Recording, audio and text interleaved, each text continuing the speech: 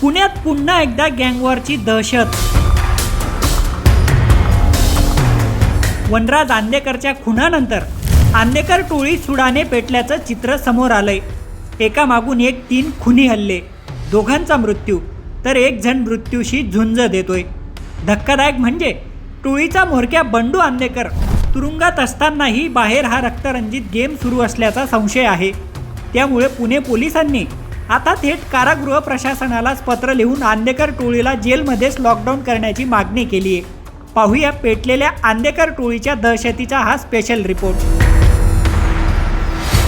आंदेकर टोळीचा म्होरक्या सूर्यकांत उर्फ बंडू आंदेकर याचा मुलगा वनराज आंदेकरचा नाना पेठेत खून झाला आणि याच खुनाचा बदला घेण्यासाठी आंदेकर टोळीने शहरात रक्तपात सुरू केल्याची चर्चा सुरू आहे। पुण्यात मागील वर्षभरात घडलेल्या 3 खुनी हल्ल्यांमुळे शहर चांगलंच हादरलंय। या हल्ल्यांमध्ये दोघांचा खून झालाय, तर एक जण गंभीर जखमी अवस्थेत मृत्यूशी झुंज देतोय। विशेष म्हणजे हे हल्ले इतर कुणावरही नाहीत, तर ते वनराज आंदेकरच्या खून प्रकरणातील आरोपींच्या नातेवाईकांवर झाले आहेत।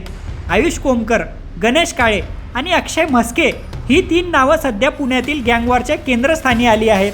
वनराजच्या हत्येत सहभागी आरोपींशी नातं असल्याच्या कारणावरून आंदेकर टोळीने त्यांना टार्गेट केल्याची चर्चा आहे।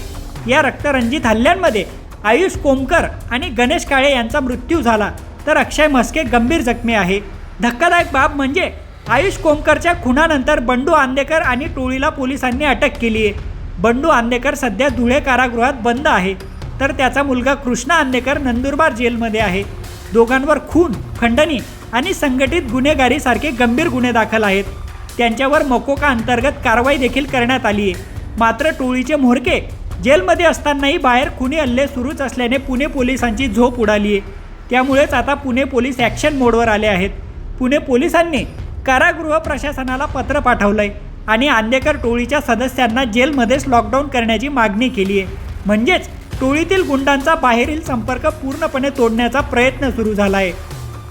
बरोबर आहे, ते आंदेकर टोळी याचे मोठ्या संख्येने त्यांचे जे क्रिमिनल्स आहेत त्यांच्यावर वेगवेगळे MCOC अंतर्गत त्यांना जेलमध्ये ठेवण्यात आलेली आहे। लेकिन हे खरी गोष्टी आहे की आत्ताची नुकतीची घटना घडलेली आहे 307 अटेम्प्ट टू मर्डरची, त्यामध्ये पण या टोळी मुख्य कॉन्स्पिरेटर होता। आम्ही कोर्ट्सला आणि संबंधित जेल प्रशासनासोबत आमची कोऑर्डिनेशन सुरू आहे। आम्ही त्यांना रिक्वेस्ट करत आहे की यांना आयसोलेशन सेलमध्ये जेलमध्ये ठेवावी।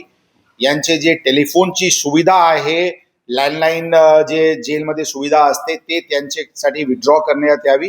व्हिजिटर्स त्यांना मिळू द्यायचे नाही अशी पण आम्ही आग्रह करत आहे आणि त्याचे पुढचे सर्व प्रोसिडिंग्स व्हिडिओ कॉन्फरन्सिंगने घेण्यात यावी, जेणेकरून जे अशा दिसून येत आहे की त्यांची ऑर्गनाइज क्रिमिनल ऍक्टिव्हिटी जेलमध्ये राहून पण सुरू असल्याची जी बाबी समोर आलेली आहे, त्या अनुषंगाने अशा प्रकारचे आणि वेगवेगळे आणखी प्रतिबंधक उपाययोजना करण्यात येत आहे।